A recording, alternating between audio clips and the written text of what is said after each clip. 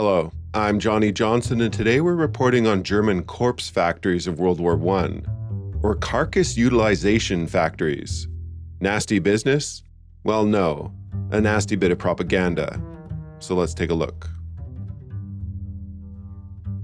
World War I saw some of the most flagrant uses of propaganda in world history. The war took place during a time of mass communication. Radio was not yet in everyone's home. Still, the late 19th century saw the invention of the linotype machine, which mechanized typesetting, allowing massive newspapers to be printed daily at unprecedented scales. Movie houses also showed the first silent film propaganda. One of the nastiest bits of atrocity propaganda during the war was the idea of the German Corpse Factory. This propaganda basically asserted that Germany was rendering the fat from human corpses to manufacture nitroglycerin, essential for making things like explosives. But fat can also be used to make candles, lubricants, or even leather conditioner for boots. The propaganda was effective in more than one way, as it suggested that Germany was desperately short of essential supplies, while at the same time completely dehumanizing them, to the point that grandma might be reading a book by a candle made out of Fritz from down the street. Or maybe soldiers were conditioning their boots using a tin of Schultz. Of course, you can even make soap from human fat. Quite the nasty rumor.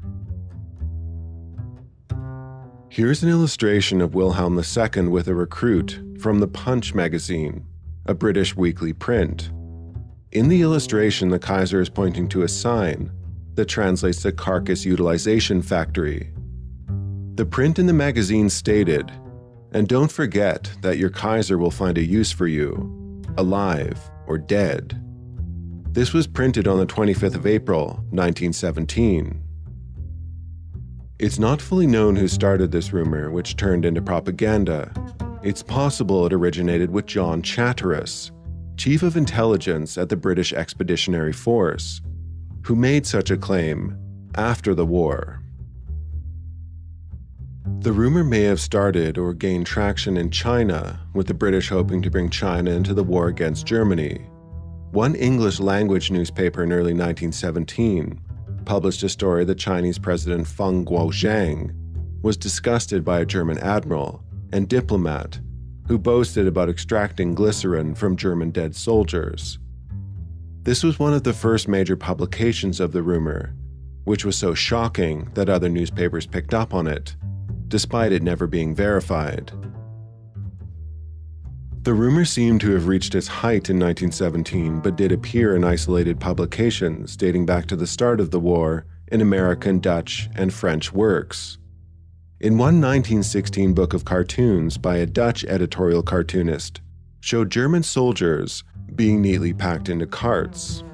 This depiction was accompanied by a comment from an English writer, stating the following: "I am told by an eminent chemist that 6 pounds of glycerin can be extracted from the corpse of a fairly well-nourished Hun. These unfortunates, when alive, were driven ruthlessly to inevitable slaughter. They are sent as ruthlessly to the blast furnaces.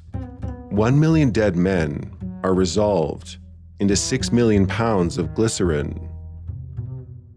Some journalists attempted to collect real evidence of German corpse factories, but this was often done with extreme bias. In one instance, a quote from a German newspaper highlighting a complaint of a smell from a cadaver rendering factory was used as evidence. But there was no indication that this wasn't an animal slaughter factory. Bias in translation was a frequent problem. Cadaver, for example, can refer to animal carcasses in German.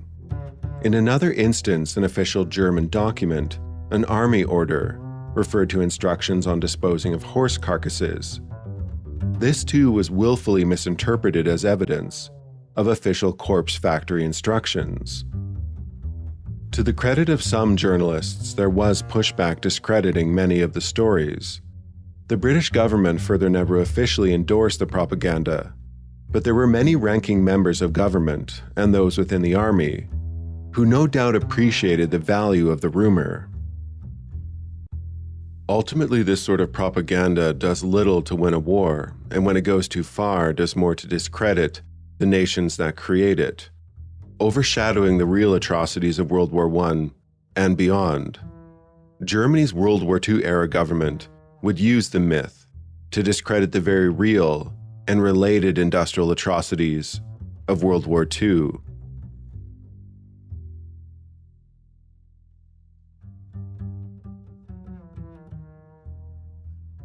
All right, I'm Johnny. Thanks for watching. This was kind of a weird one, so thanks for making it to the end. I certainly hope you found it interesting.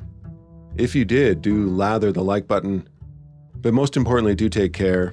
Have a nice rest of your day.